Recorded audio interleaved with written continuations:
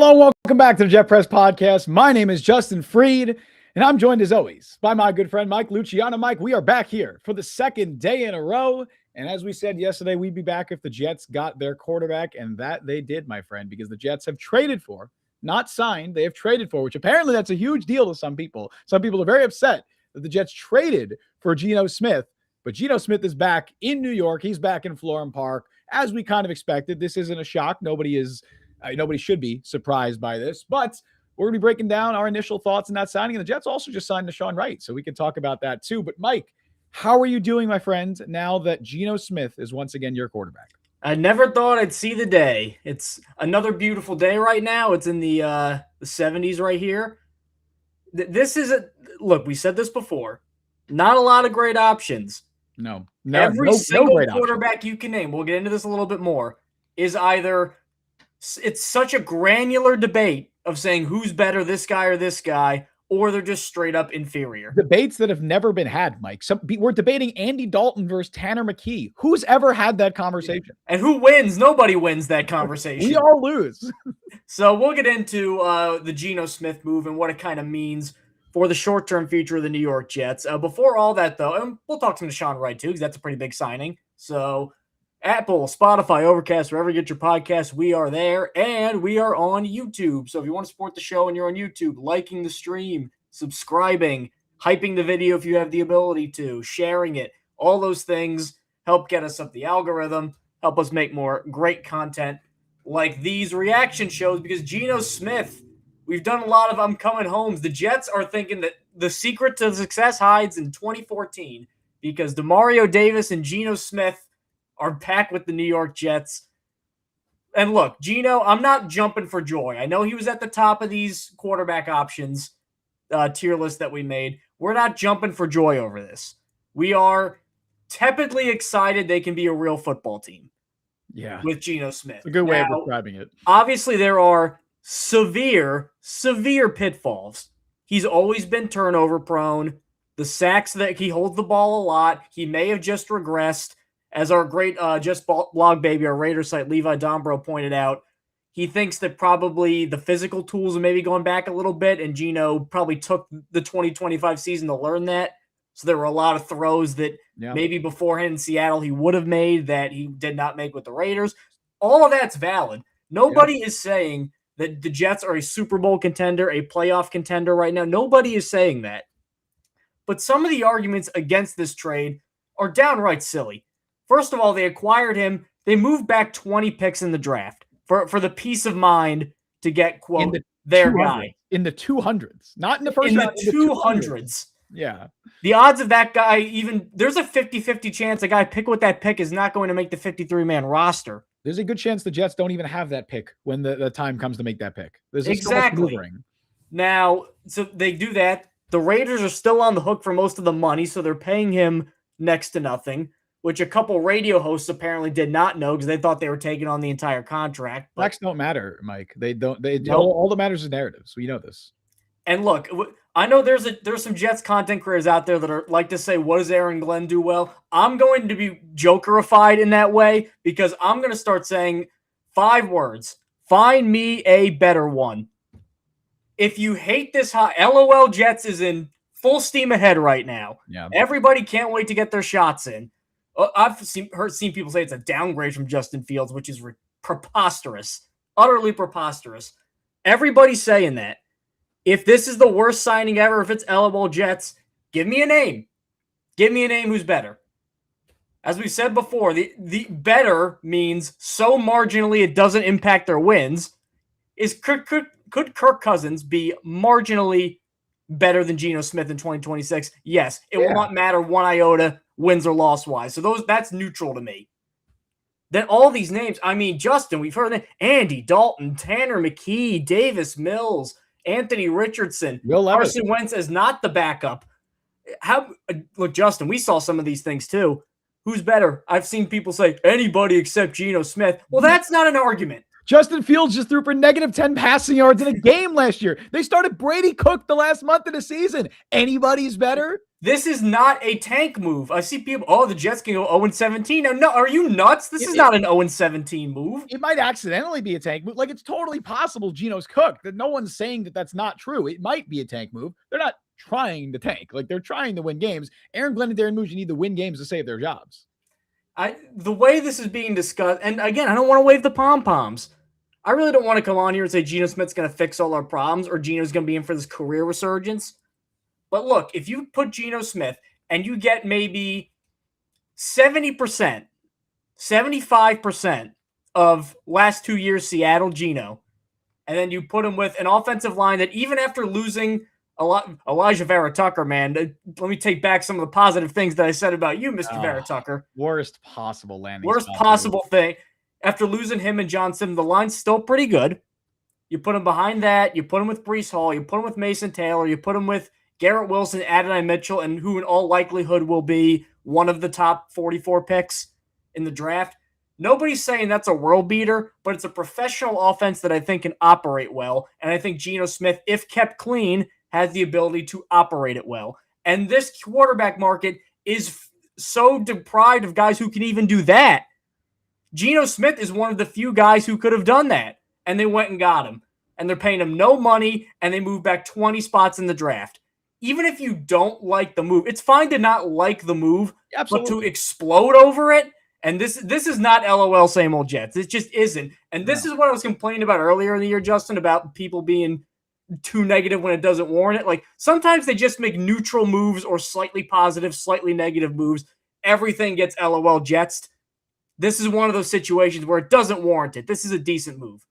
I agree. Again, we've discussed this at length throughout the offseason. And Mike, I don't want to put people on blast because we're not going to say names here, but we were fighting for our goddamn lives in that work Slack channel earlier. People that cover the NFL, and we're in here defending. Like, I've never stand so hard for somebody that I think is like below average in my entire life. 22nd best quarterback in the league. 23rd? And I was throwing up shields. I was blocking missiles. I'm like, no, Geno, behind me. I will defend you. I will defend you with my life, because the discourse is ridiculous.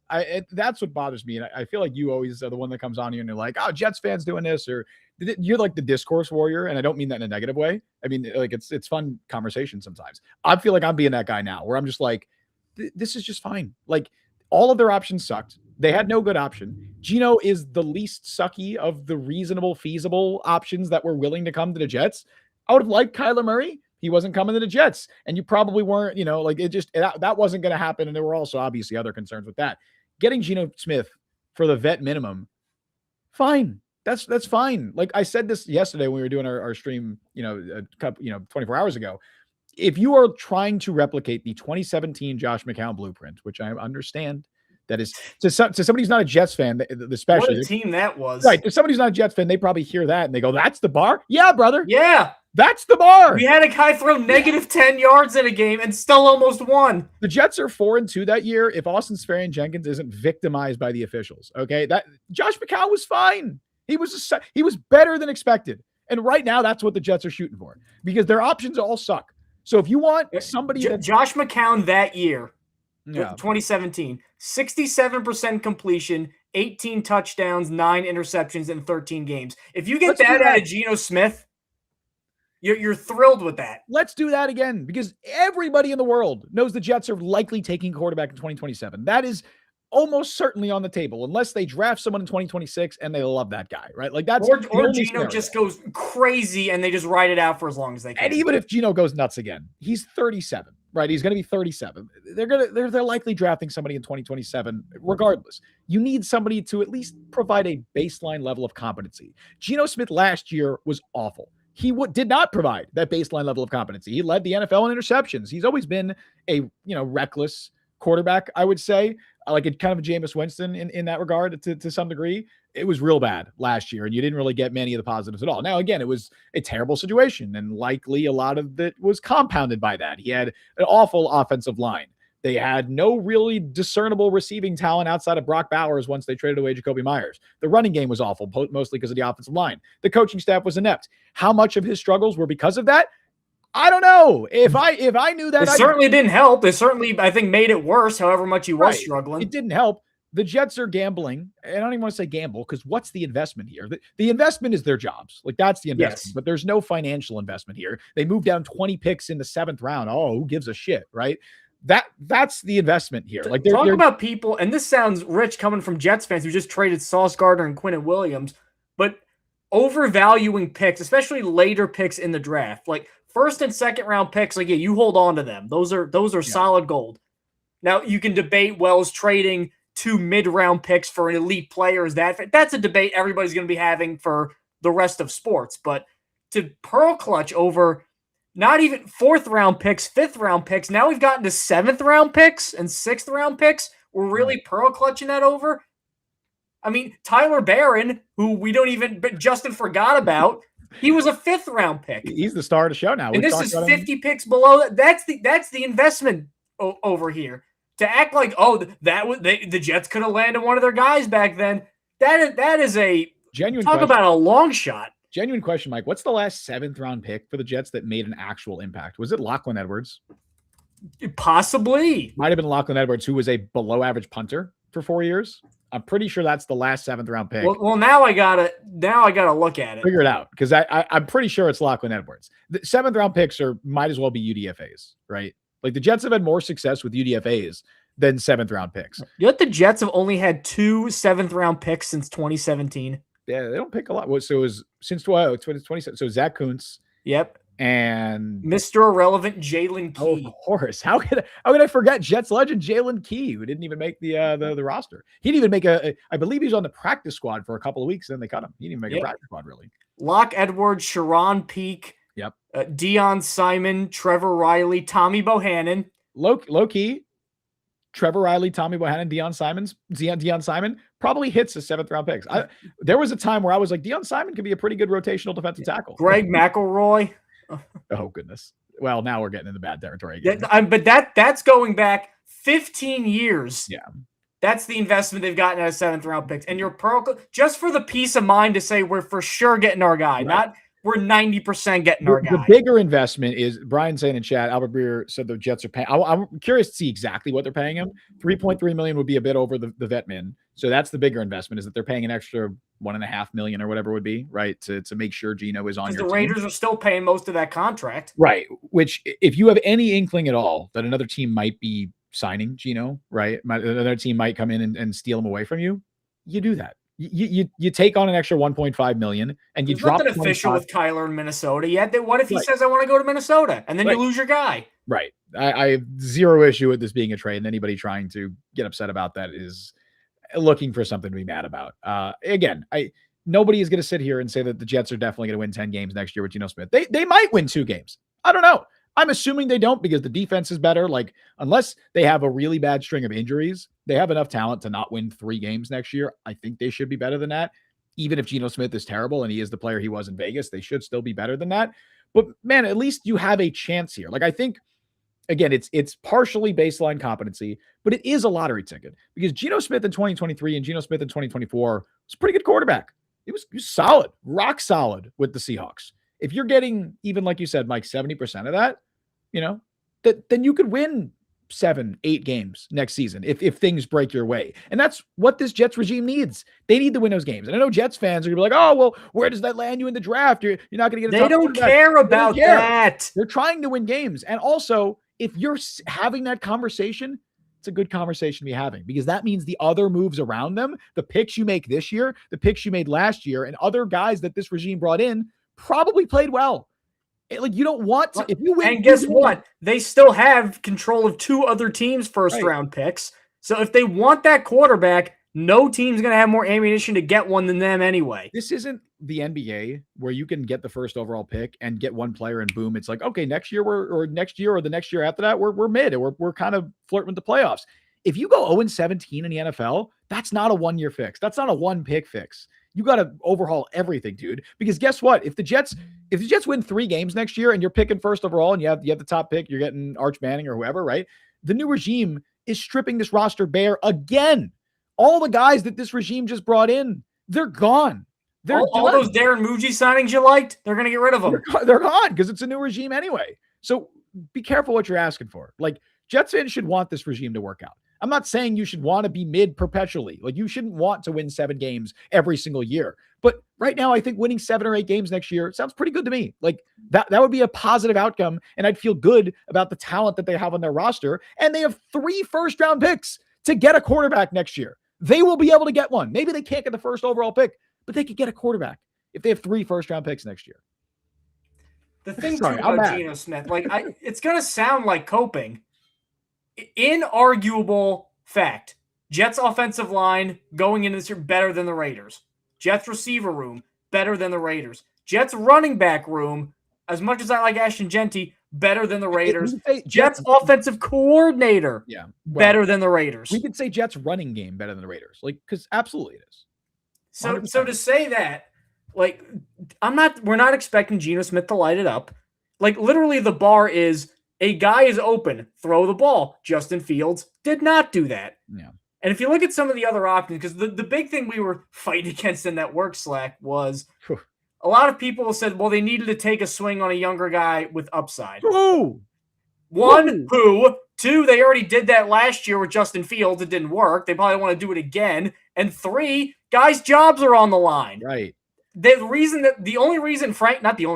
the main reasons Frank Reich is here and Tanner Engstrand is not, is Aaron Glenn wants a veteran operation on offense so he can do more stuff on the defense. That is not Will Levis is the starter. As the unquestioned starter. It's not Davis Mills. It's Frank Reich and a guy who's been around the block a couple times and can pick up an offense really fast. And let me say this. If Davis Mills was available for the vet minimum and you didn't have to trade anything to get him, I'd rather that than Geno. I would. But he's not. You got to live in reality here. Because I do think there's more upside with the Davis Mills in theory, and because he's worked, he's not worked with Frank Reich, but he feels more like a Frank Reich quarterback. There's also the Stanford connection. Like that, but that's not the situation.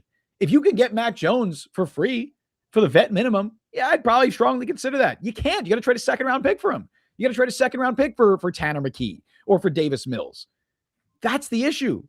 Or you take a swing on a guy you don't have to give up that much draft capital for, and you just go Will Levis or you go Anthony Richardson, and you just say, well, you know what? They probably suck, but maybe they can be decent. Like that's how you go 0-17 if you want to do that. And I get why some Jets fans might want that because they might want the first overall pick. Because again, they love when they go up to people and they go, I'm a Jets, and they go, oh, that sucks. They love that. That's part of their personality. It's their favorite thing, even more than the Jets winning or the Jets watching Jets games. That's what they like the most is pity from strangers. So they have to keep that up. And to keep that up, they win. Oh, no, that's no good. It doesn't work anymore. They have to be miserable. And again, I cannot be more clear about this. Like, no one, at least I'm not saying Geno Smith is going to be good with the Jets. It is extremely plausible that he's cooked. Like, it's very possible that what Levi was saying, Mike, that his body's just his physical tools have declined, and mentally he wasn't able to cope with that last year, and he was forcing stuff that even more so than he normally does, and the bad situation exasperated everything, and maybe he just sucks now. It's possible. That's very, very. He sucked for half his damn career. It's totally possible that he is that guy now, especially because he's going to be 37 years old. Like, that's very feasible. But I do know a year ago from today, we were talking about him as a pretty good quarterback still. That's what I know. I mean, just people were talking about him in the upper half of quarterbacks. Yeah, I was saying that. Like, after 2023, I was like, damn, is Geno like a top 12 quarterback now? Like, he might be.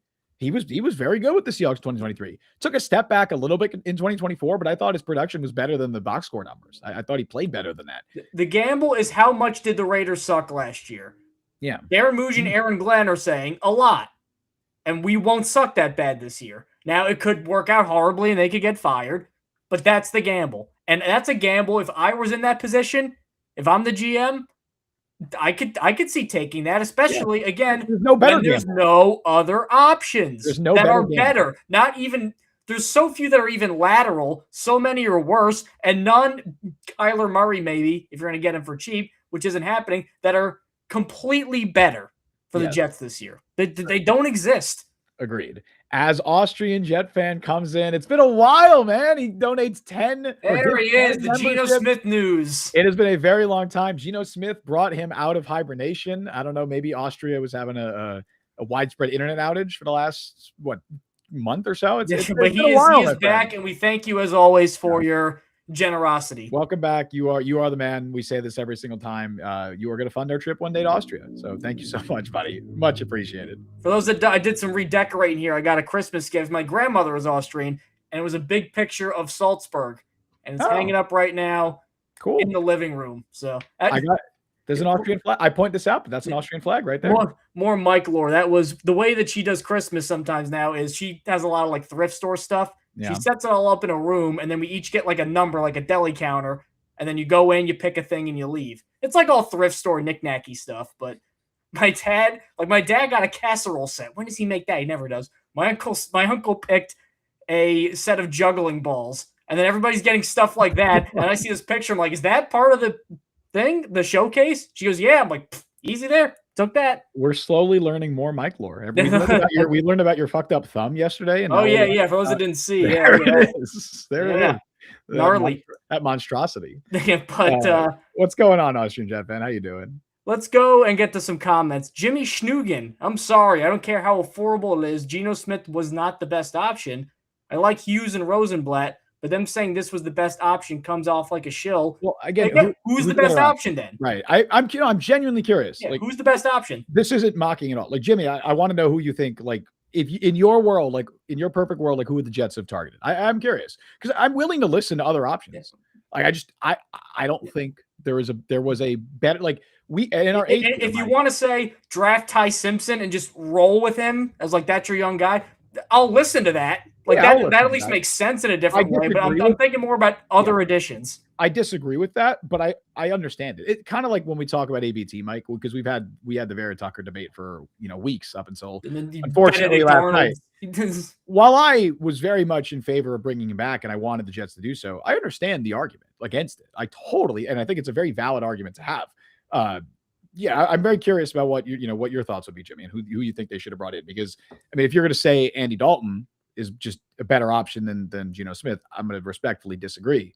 But if you're like, Ty Simpson, I get it. I get the argument. I disagree, but I get the argument. What I hate is anybody but so he's the worst quarterback in the NFL is what you're telling me. Yeah. Brady Cook is better. That's what you're telling me? It's amazing that every year the Jets seem to, well, I was about to say that. That's kind of true. Every year the Jets seem to employ the worst quarterback. The exact dead last worst. But you know what? They have employed Tim Boyle and Brady Cook in recent seasons. And Trevor Siemian and Luke Falcon.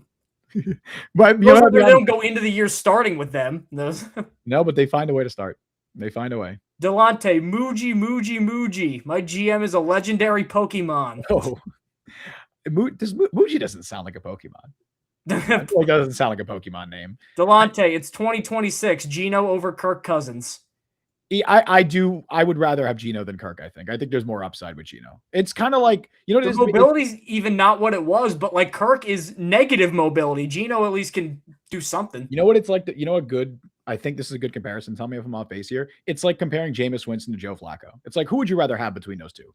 I think you could argue for both. Flacco's at least got an arm that can mitigate the age-related trials and tribulations. Cousins never had this gun, so no. I'm not saying Flacco versus Cousins. I'm saying it's like debating those two specific. Like I would prefer stylistically, yeah, I would prefer Jameis over Flacco because I think the volatility is there, but you have more upside with him. But I understand if you wanted to go for the floor of Flacco. I just think physically he's very limited. Feels like a similar conversation with Geno versus Flacco or Geno versus Kirk. Not to say Geno is this great athlete at this stage and physically gifted because he's old now, but I think the volatility is something that I can live with if there's more ceiling, which I think there is with him than Kirk.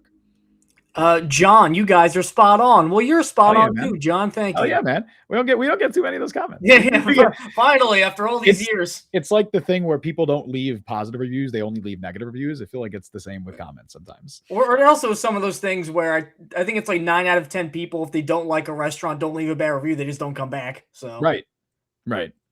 And then let's go with I had one and I lost it. There we go. Vinicius. Geno sucks, but someone has to play quarterback for this team. And if all the other options are bad, if not worse, you put that on our collective tombstones right now. Yeah. Because that will be, we'll probably repeat a sentiment like that. Sucks might be harsh in terms of language, but I mean, he sucked last year. He was a similar sentiment for the next 5 months. So I think saying Geno sucks after what we saw from him last year is valid because he did suck last year. Is he going to be that player for the Jets? I don't know. 2024 Geno did not suck, and the Jets are betting that they are acquiring that version instead of the other one. Right. Jeff with a good point. Cousins ain't playing for the league minimum. No. So this is a financially more savvy move. Part of it. Yeah. And then we're going to go with Cisco. I don't know why people are mad about this move. I don't see any other quarterback as a free agent that's better than him right now. Agreed. There isn't. Free agent quarterbacks. Let's see. Let's just see here. Zach Wilson. Marcus Mariota went back to Washington. Yep. Aaron Rodgers is out there. Aaron Rodgers, Russell Wilson, Zach Wilson, Tyrod Taylor, Joe Flacco, Jimmy Garoppolo. Unbelievable that the majority of the names you just said have been Jets. You realize outside of Jimmy and Jimmy was rumored for forever. Jimmy was almost Jet for years. I feel like he's still gonna. It feels like he's gonna be a Jet at some point. I would not hold it. I would believe he's a Jet at some point. I mean, Trey Lance, Carson Wentz will be a backup, but as a starter, like this market is so thin. It still sounds like Carson Wentz is QB2. Which, really quick, what are your thoughts on Carson Wentz is QB2? We can talk. He's a backup quarterback. It sounds like that's likely going to happen. Before he became a zombie and his shoulder was falling off of his body like a very nice smoked turkey leg. He operated an offense and was looking like it. Again, he's not blowing anything out of the water here, but like he runs plays and makes throws and can win a couple games. Yep. The Vikings went 2-3 in games he started. One of them was the shoulder game. So 2-2 basically. The shoulder game. And he looked halfway decent. I mean that's what he is. Yeah, and obviously there's nothing wrong with that. Who's better right now, Carson Wentz or Tyrod Taylor? Probably about in the same tier. I think we literally talked about this yesterday, and I was like, who's going to be more likely to play more games? I think if my OC is Frank Reich, Carson Wentz makes more sense than Tyrod Taylor. Sam Shirazian. I was hoping for Derek Carr. So Carr is one that there's just a lot of obviously external factors. If you got him on the league minimum and you knew that his body was not completely falling apart, then yeah, I totally get that. Like I completely understand. He'd have to unretire and put the Jets on this list of teams he'd be okay with. Which you'd have to give up more capital for him. So let's even say he was interested, right? You still got to trade for him.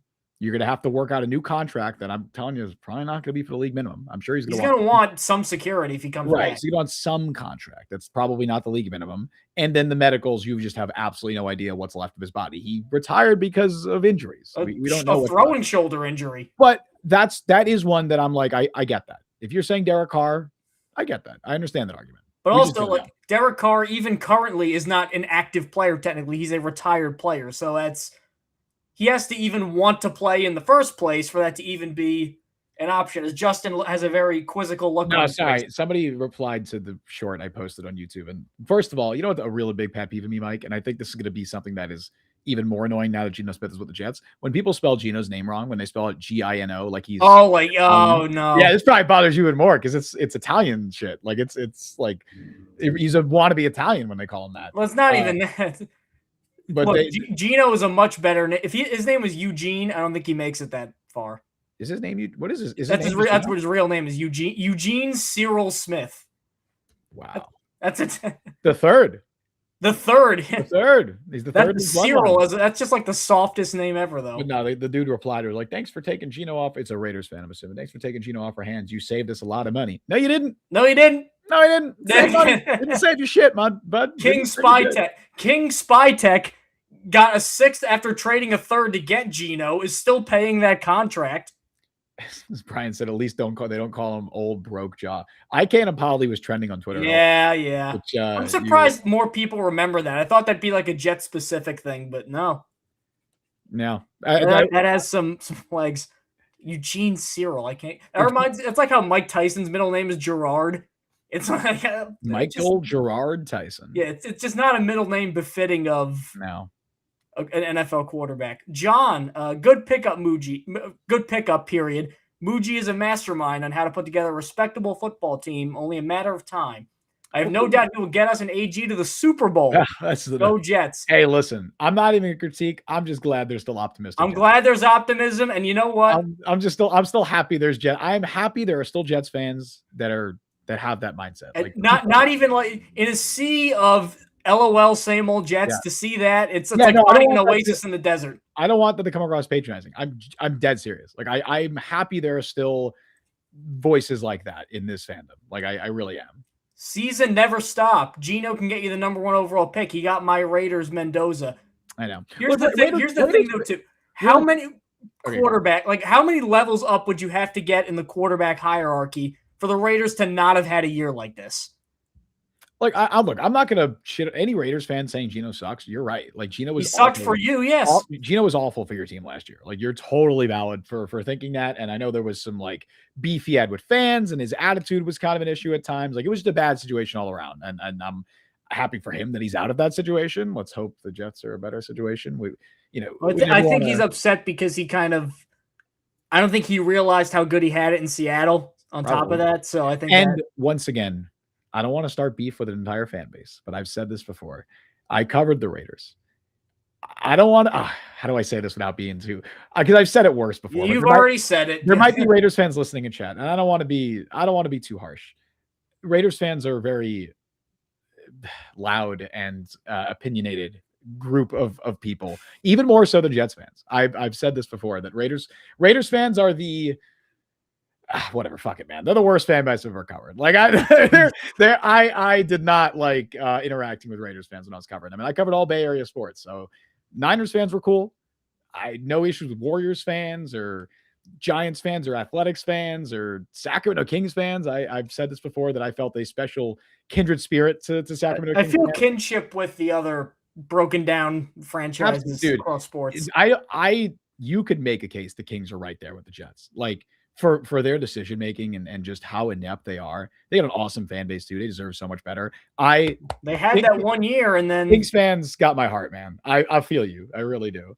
Harold Venable, I don't need anyone's pity. Let's go Jets. We need more of this guy. Yes, hell yeah. No more pity parties. Hell yeah.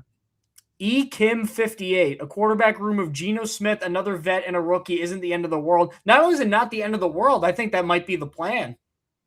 I think that's probably, I don't know if they're going to pick him in the 4th round, but I think maybe they got to pick, I think at the end of the 4th round, 140. Yep. That pick, I think, might be a quarterback. We've been on this for a while. I've been saying that I thought they would replicate the Giants approach, and that it seems to be exactly what they're doing. It's going to be Geno Smith. It's going to be Carson Wentz, and they're going to take a third swing with somebody, right? I'm assuming that's a rookie, but I also wouldn't rule out the possibility that it could be a, trade for a Will Levis, right?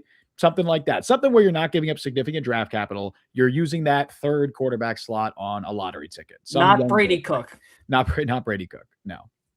Jimmy has responded. Sorry for the delay response. I would have rather rolled the dice assuming it could happen on a trade for Carr, but honestly, it's bottled up frustration coming out. I understand your frustration. Understandable. Totally. Again, Carr would have been, if Derek Carr said, I want to come out of retirement and here's my list of 3 teams and the Jets are one of the 3 teams, there's a perfectly valid argument to be made there. Yeah, and the medicals are okay. Like, and the medicals are good. But again, we just put 4 ifs even in that qualification right there. So 4 things needed to happen in a row, all of which were advantageous to the Jets, which never happened. So if you want to call it kind of fantasy and that's not happening, which I'm kind of operating it like that, then I think Geno is still one of the better options, if not the best. There's just a lot of unknowns with Derek Carr that we're not going to know. We don't know what Derek Carr's medical situation is. I have a feeling he hasn't played in a year and a half either. I have a feeling the Jets probably don't even know what his the true extent of his medical situation right now. And we don't know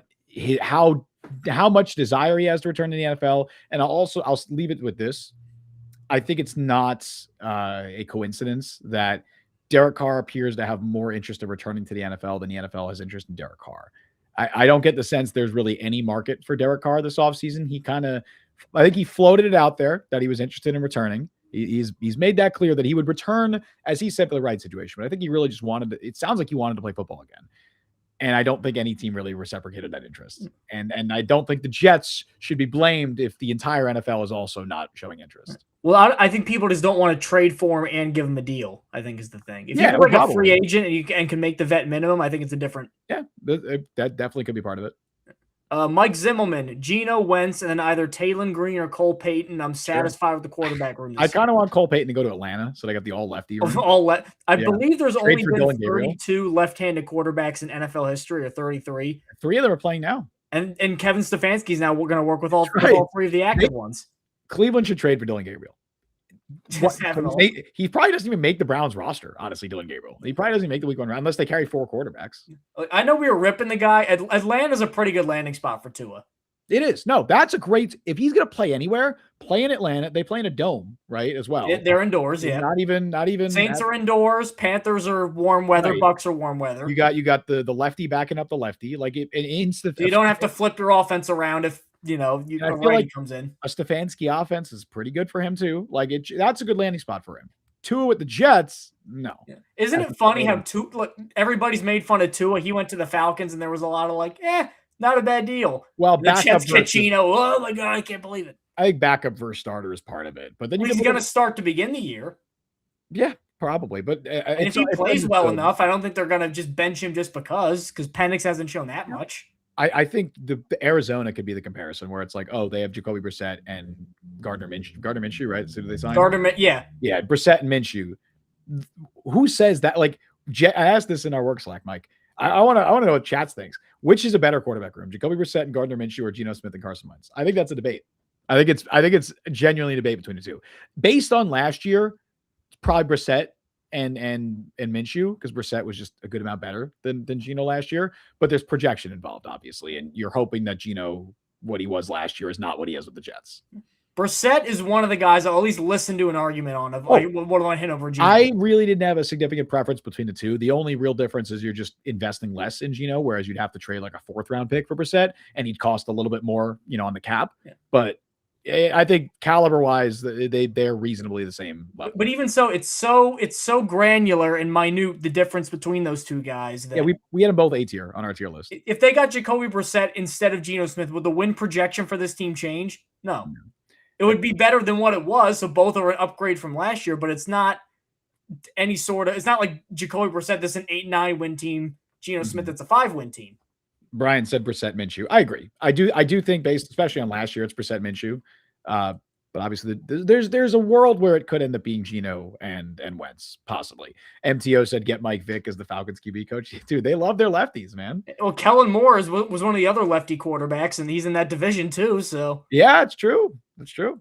I think Geno had a couple comments too about like I'm happy to be home and all that. Like I didn't get to see any of it, dude. I've been very busy, unfortunately. Yeah, let me see if I can go and I almost missed the Nahshon Wright signing, dude. I got life shit. Let me go and wrangle a couple of those quotes in there because there was something. Oh yeah, text from a pumped Geno Smith. This is Ian Rappaport. From a what? A pumped Geno Smith. I thought you said a punk Geno Smith, and I was like, pumped. Damn, all right. Complete full circle moment back to where it all began. I'm excited to connect with my new teammates and coaches and everyone in the building, as well as build a new relationship with the fan base and community. I do worry that it could get ugly if he really struggles. It could get real ugly because Jets it's ugly now. So no, I know, but even uglier than it did with Fields, because I feel like there was at least optimism around Fields. There's going to be so much trepidation. The difference is, Geno could not quote be bad.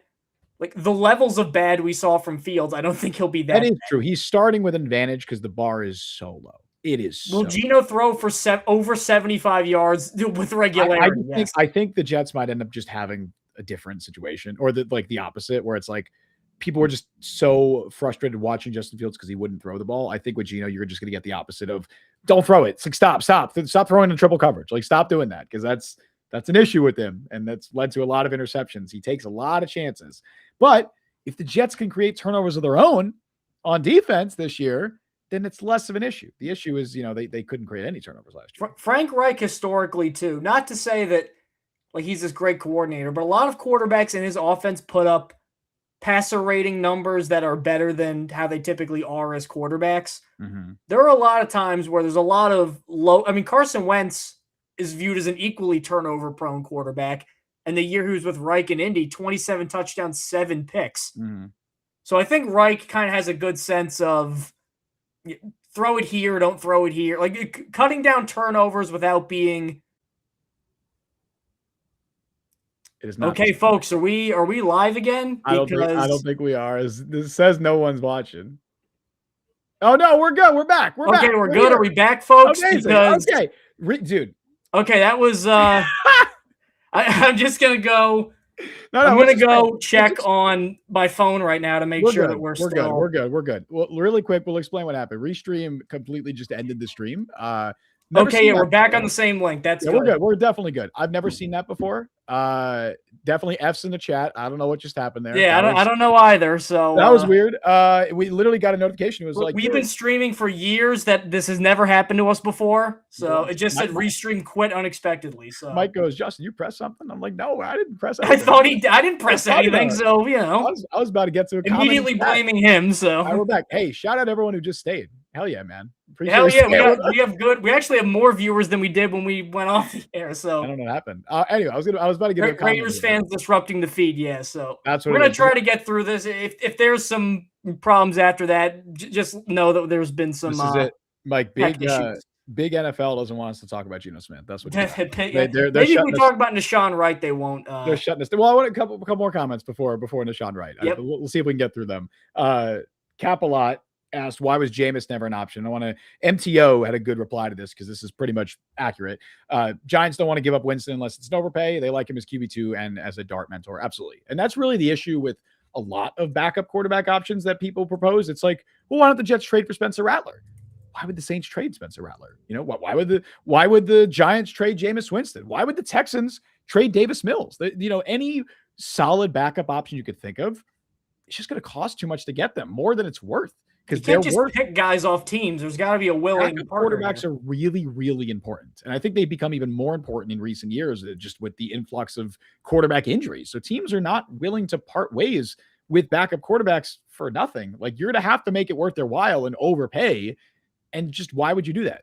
That's why you don't see really many or any backup quarterbacks traded, at least like QB2s. You see QB3s traded, but QB2s, if a team likes them as your backup quarterback, you're just not going to get traded.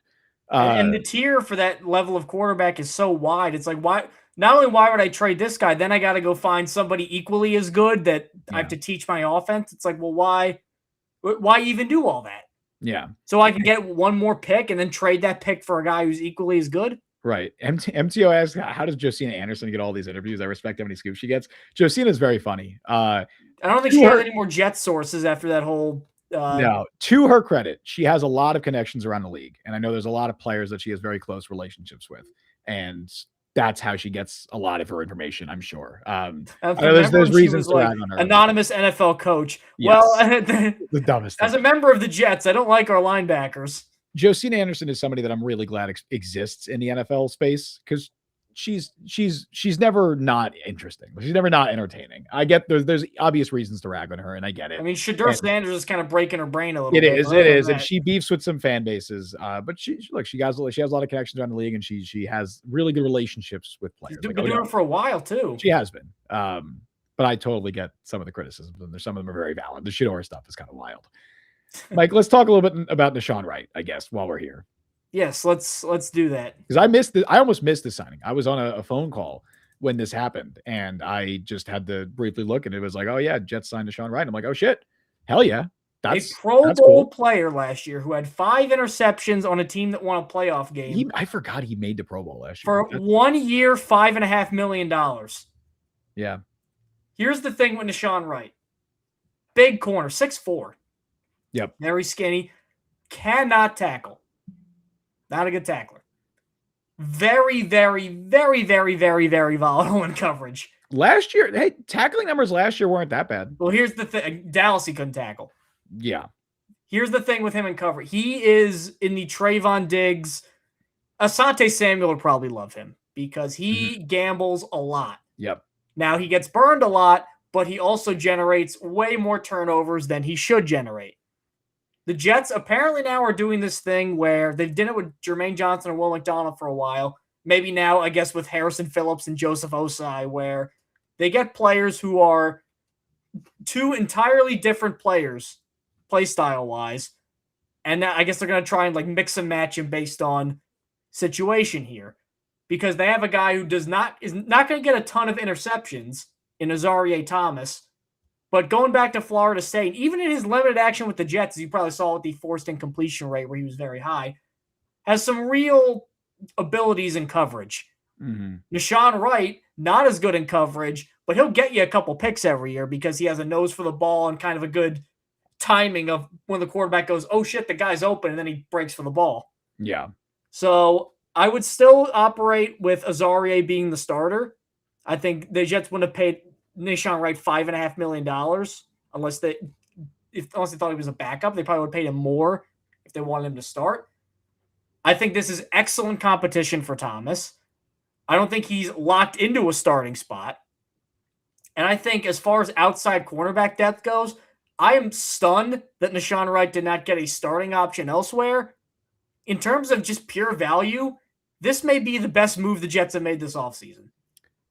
I agree. It probably is the best value signing that they've made. And now in the span of the last 24 hours, they've now signed 2 depth defensive backs who I think both can compete for starting jobs. I think Dane Belton very well could push Malachi Moore for Dane Belton might get more than Nahshon Wright money wise. He could. He was 4 up to 6. Nahshon Wright's 5.5. Right. And then Wright could, I think Wright absolutely could push for Azaria Thomas for a starting job. I don't know who you can say is the favorite right now. I think the Jets would probably like Azaria Thomas to win that job, but I think those are both competition at those spots. And they've added 2 guys who are just turnover machines. I mean, Belton has a nose for the football as well. He's had 6 interceptions in his career, had 4 pass breakups last year. I think he had some forced fumbles in there too. He's an Ashton Davis variant is how I would describe Dane Belton. And they had a guy in Nahshon Wright who, you mentioned why didn't he get a starting job? I do think the NFL has gotten to a point where they kind of devalue players like Nahshon Wright who are gamblers, right? For lack of a better term at cornerback. But I'm shocked I'm still shocked he didn't get more. This is a guy. Think there's injury history. Yes. And I think there's all of 2024, right? With an injury. Yeah. And I think there's a prevailing sentiment that. No, he was just on the Vikings practice squad in 2024. I thought he got hurt in Minnesota. Nope. He was just on their practice. He did get hurt in Dallas. I remember that. And I remember he was at Oregon State and he has that very bony, wiry frame. Yes. But I think there might have been a prevailing sentiment that it was kind of like a one-year wonder thing. And like picks, especially in the modern NFL, don't always translate year to year. Like how many guys get 6 interceptions every single year? Right. It doesn't really happen. Some years you may get that, and the next year you'll get 1, and then you get 2, and then you get 6 again, and then you'll get none. Like look at Minka Fitzpatrick. Right. He was getting 5 a year, and now he didn't get any last year. In his career, now, mind you, 704 of his 886 coverage snaps came last season. By the way, it's actually incentives up to 5.5. Connor Hughes reporting that it's a 1-year, fully guaranteed $3.5 million contract. That's Brian Sternbeck. Really, honestly, he should fire his agent. He should throw his agent out of a window. That's nuts, dude. Who is his agent? It's going to be like his cousin or something. That is wild. Nahshon Wright agent. It's either going to be Drew Rosenhaus or his cousin. Let's see. Varying options here. But I was saying, Wright only had 1 interception in his career before 2025. He had 1 pass breakup recorded in his career before 2025. Now, he'd only played a little over 100 coverage snaps in his career before last season. So that's part of it as well. But last season, 5 interceptions, 7 pass breakups. But Mike, he's a stat sheet stuffer because he also had 8 touchdowns allowed and 8 accepted penalties, plus 2 declined. So 10 penalties total, 8 touchdowns allowed. He's a high variance player. Wow, his agent is Kyle Hamilton's agent. Oh. Man, I guess he phoned it in today, man. He got Kyle Hamilton money. It's possible that his market just wasn't there. I mean, $3.5 million is crazy. I'm shocked he didn't get more. Yeah, that's the thing. It's one thing to say his market's not there, but and I know he had some problems last year, but he was a starting cornerback on a halfway decent defense that won a playoff game, and he had 5 picks. And the Jets are paying him dirt cheap. He's not even going to enter the year as a starter. Azaria Thomas is going to be the starter. Well, we don't know that part, but I'll play devil's advocate and say he was on a practice squad a year ago. So he was complete 1-year wonder, kind of flamed out in Dallas, was on a practice squad, and then broke out because he got a lot of interceptions with Chicago last year. Al Harris. That's Al Harris' guy. He vouched for him. Absolutely. This was Al Harris's guy. And I think, again, just teams look at the coverage and they're just like, you know what? He got a lot of interceptions, but the coverage was inconsistent. Again, PFF has him allowing 8 touchdowns and 10 total penalties. That's a lot, right? That I think it might have been a situation where maybe he was getting some multi-year deals that weren't great. And maybe he was just like, let's take a 1-year deal here with a chance that, with a landing spot that I can compete for a starting job, get the fully guaranteed money. So I don't have to, worry about anything with that. I could see how he would end up here, but that is still shockingly low. Now, if you look at the secondary, as I want to get to a comment from Manuel Mendoza now says the Jets are going to come get the first round pick from us and get Mendoza. You're going to feel our pain when we had Jamarcus 2.0. We get it. Geno Smith was bad last year. That's a lot to be processed. What is he saying there to trade up for Mendoza and Mendoza is going to be Jamarcus Russell? Is that what he's saying? That's what I read. Yeah, I think that's what he's saying. I don't even know how to respond to that. None of that makes any sense. That's I felt like you need to see that, though. No, thank you.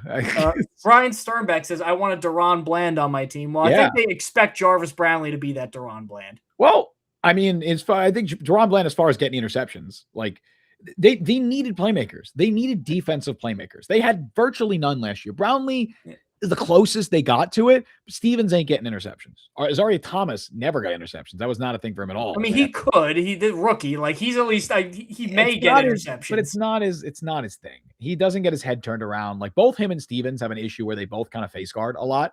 Where Stevens got away with it a lot more last year than he did in Baltimore. But it's just not a strategy that is going to result in many interceptions. They need a playmaker. They need somebody that can be back there, even if they're, going to get burnt in coverage sometimes. An Ashton Davis type, right? I think that's what Brian's referring to with like a Deron Bland. Like you want, and I think Dane Belton is another guy who could be that player for the Jets. Like a guy who just has a nose for the football, who's around the ball a lot, makes plays. Like you need those guys in a defense. You need those high variance players because, dude, last year watching this Jets defense was as painful as any Jets defense I've ever watched in my life. And they had some talent. Like obviously towards the end of the year, it was nothing out there, but like they at least began the year with some decent players. But it was a combination of the scheme and the lack of playmaking ability. It was just, what's the phrase? Is it getting beat to death like with 100 sticks or something? Beating a dead horse, or death by 1,000 cuts. Death by 1,000 cuts. That was watching his Jets defense. Beating a stick? What? I don't know. Hey man. It's not Jeff Press. You and your analogy. It's not Jeff Press after dark. Okay. I know. I get all these analogies mixed up. This happens all the time. You're like when Dexter Manley told somebody that he was going to ring his clock. He's going to ring Joe Montana's clock. You clean a guy's clock or you ring his bell. You don't ring his clock. Yes.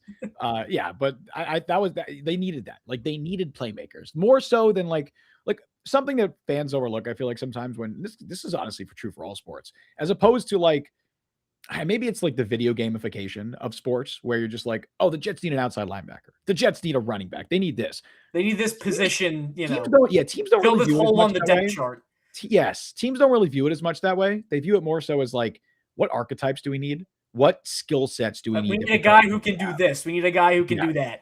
Exactly. So it's not like, oh, the Jets have a hole at safety. It's like, yeah, they had a hole at safety, but they more so had a need for defensive playmaker. Like that's what they needed. And that's what Nahshon Wright is. And I think Dane Belton can be that as well. Now, the comment I wanted to get to was MTO. I presume edge, receiver, interior offensive line, and cornerback / safety are the 4 picks pending best player available. The only thing I might challenge that, I think there's a chance, I think safety might be more likely than cornerback now, number 1. And number 2, I think if they find a way to get off Sherwood, I think then they've pretty much locked in. Those are the 4. Yeah. Position. I will say the same thing that I said yesterday. And I'm very interested and hesitant about what the Jets are going to do with their offensive line situation right now. I was happy to see Joe Caporoso echoing the same thing I was saying this morning, because I felt like I was a little alone on an island with that, where I'm just like, it's really not as much about AVT, although I would have liked to bring AVT back. It's more so just Benedict Arnold, Trader, stabbing in I want a fresh start, and you go. I know. But it's more so the Jets need to, and I say need to because I'm not confident they're going to. I would very much like the Jets to add a starting caliber left guard at some point over the next 2 days, 3 days, whatever, before the draft. Whether that's Wyatt Teller, whether that's Elgton Jenkins, whoever. Jenkins would be my favorite. I think he'll have so many other options outside of the Jets, but I agree. And I don't know what the cost is going to be. Like, hell, man, Zion Johnson's out here getting almost $17 million a year. So maybe the cost is just crazy.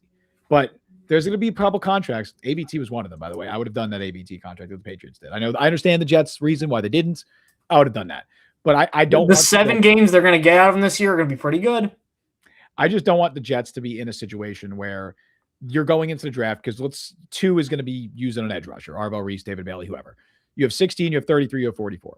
Right now, one of those picks has to be a wide receiver. We know that. Whether you're trading Then that, I don't think they should either spend a ton of money in this receiver market. 100%. I wholeheartedly agree with you, Mike. And that's why you've not heard me once complain about that. You've not heard me once say they need to sign a wide receiver too, because I understand. And they still have Adonai Mitchell developing. Right. I understand the state of the market. I understand they're not getting a wide receiver too unless they're paying $20 million a year. And I don't want them to do that. I don't think that's a wise use of assets.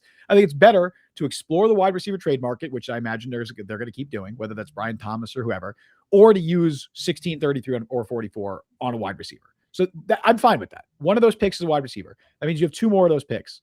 If you pigeonhole yourself and say, all right, well, we have to also now use one of those picks on an interior offensive lineman because we have Josh Myers at center, who we're fine with. We're okay with Josh Myers, but we know we can upgrade there. And insert whoever at left guard. Right now, I'm imagining it's going to be a similar situation where the Jets are like, we are okay with this guy, but we can upgrade.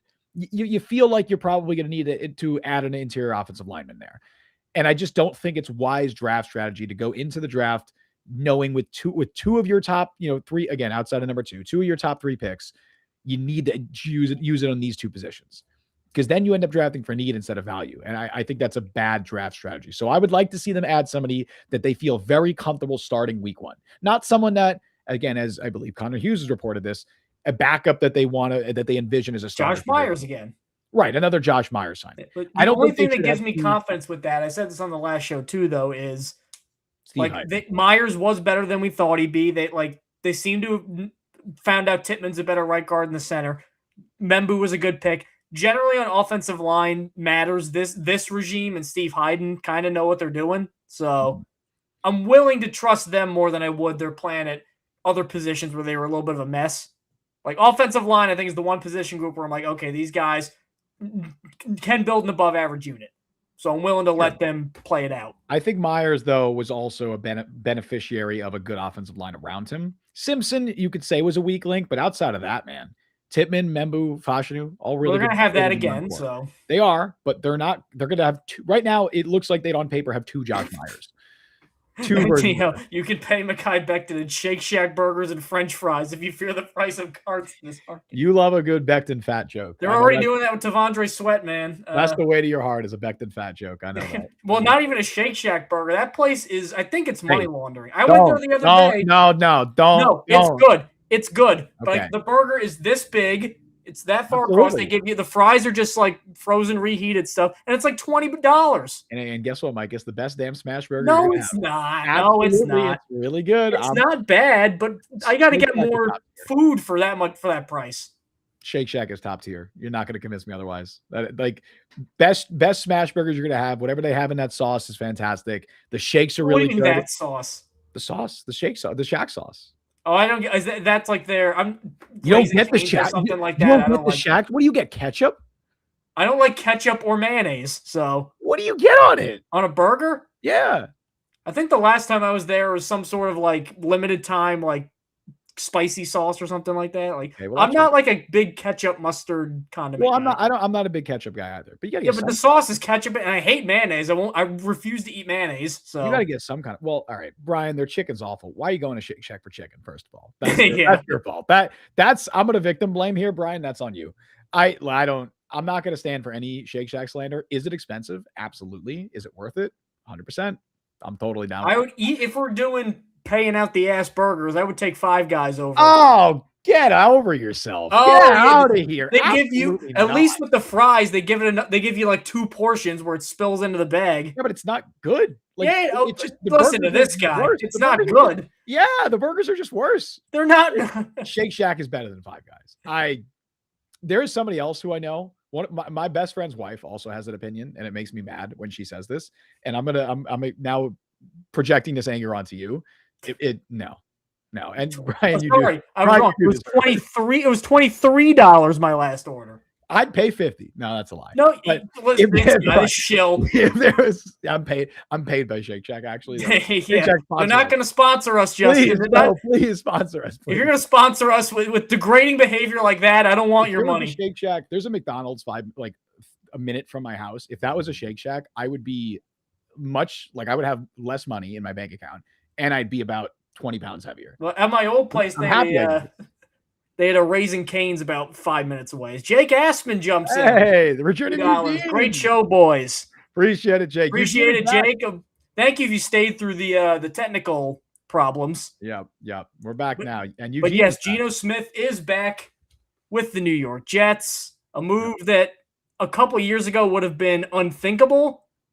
It's a move that people are going to have strong reactions to either way. We are not excited, but tepidly optimistic is the way we're going to say it. Are you ending our burger talk, Mike?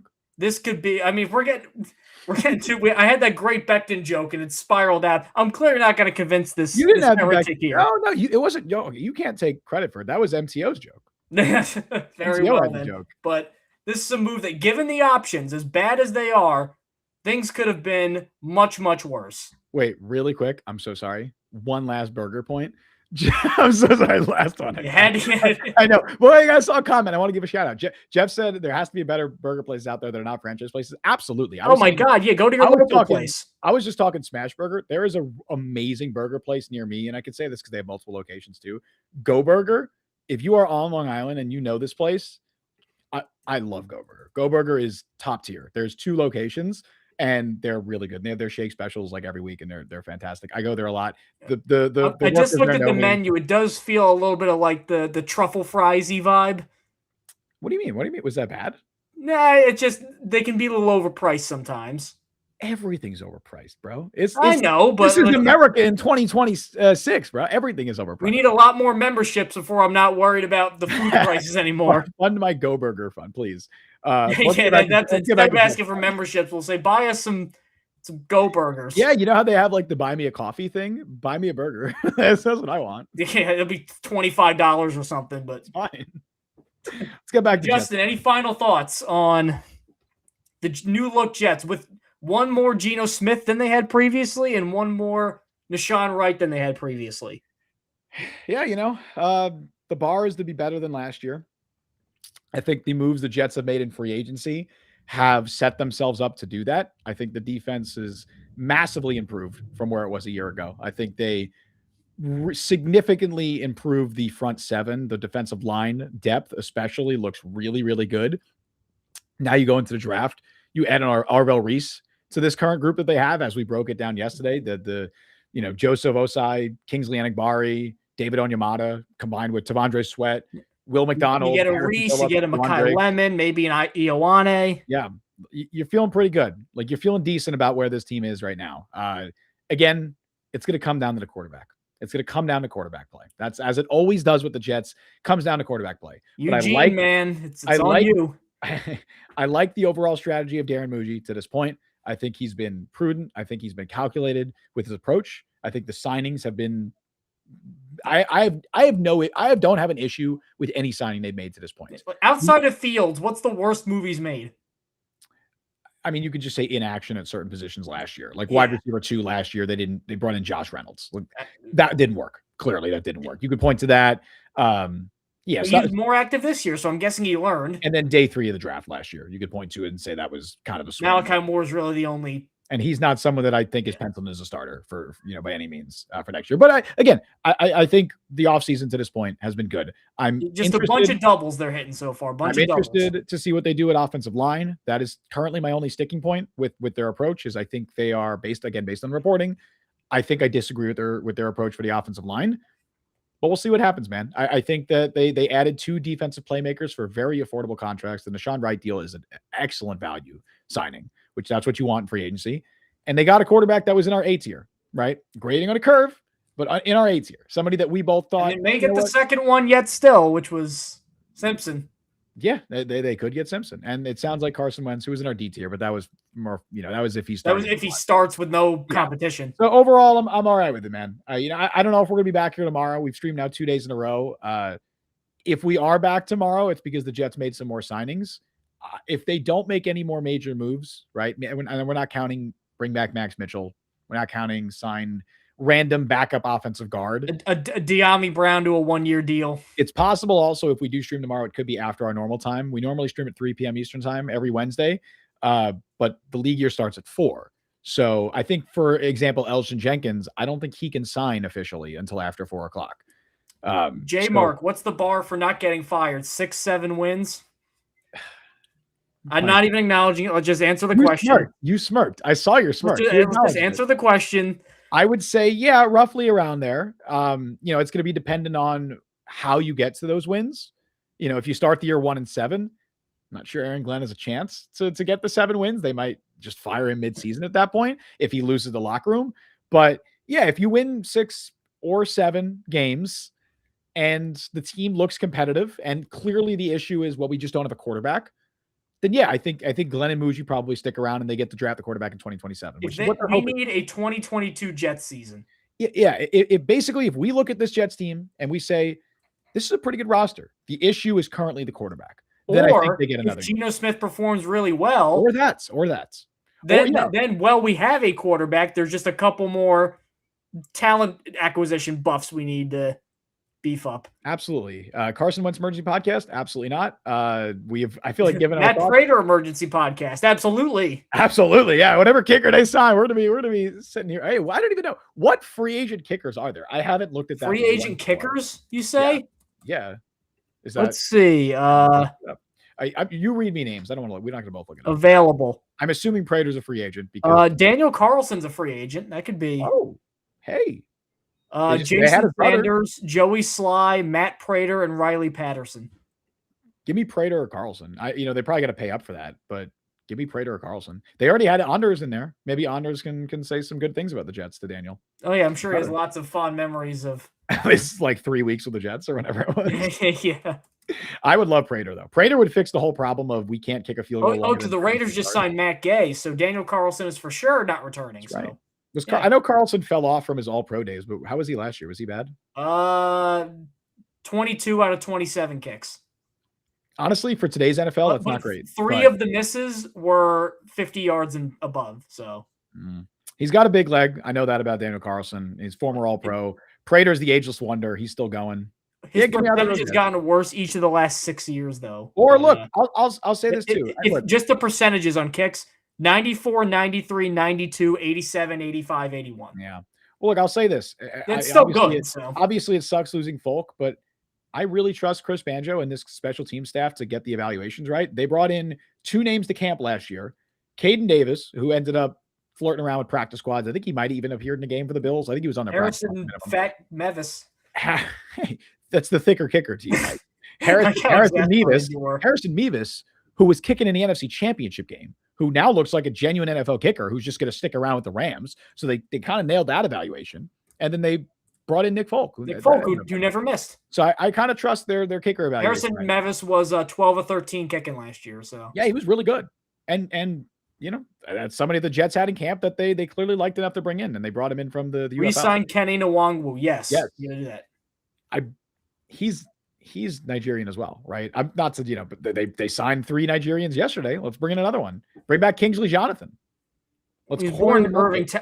His parents, Jerome and Ogana Nwangwu, were immigrants from Nigeria. So it's a very Nigerian sounding name. By the way, I was right about Yannick Ngakoue. He is not Nigerian. He is Cameroonian. He's who? Cameroonian, from Cameroon. Oh, okay. Because it sounded like French influence. They got like the listen, man, I'm a nerd for this shit. Okay, Francophone Africa expert Justin Fried dives in. Yeah, you wanna give me a West African football player, and I'll tell you if they're from Mali. I'll tell you if they're from Nigeria. It's like the least marketable, most useless skill ever. that I am a geography. Some people nerd. our age are trained to be astronauts. We've said this before. This is my autistic fixation is countries. And some people our age are trained to be brain surgeons. Me, I just know every capital. That's my expertise. But anyway, you got any final thoughts before we sign off? Sign us off, man. Before the stream prevents us from signing up properly. Shake Shack is superior to Five Guys. Thank you all for joining us on the show today. You can follow Mike on Twitter at @BuyMikeAChannel. Follow me on Twitter, Justin T. Fried. Follow Jet Press and Jet Press. Download the Jet Press podcast wherever you get your podcasts. Check us out on YouTube. Subscribe, check us out on TikTok as well. Subscribe, hit that notification bell. Thank you again, Austrian Jet fan. You are the man.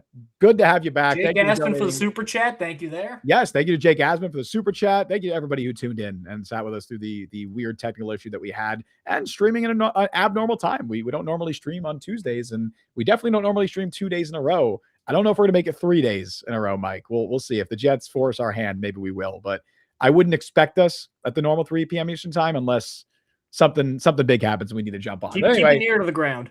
Yeah, we stream live normally every Wednesday at 3 p.m. Eastern time. Thank you all for listening to Jet Press Podcast.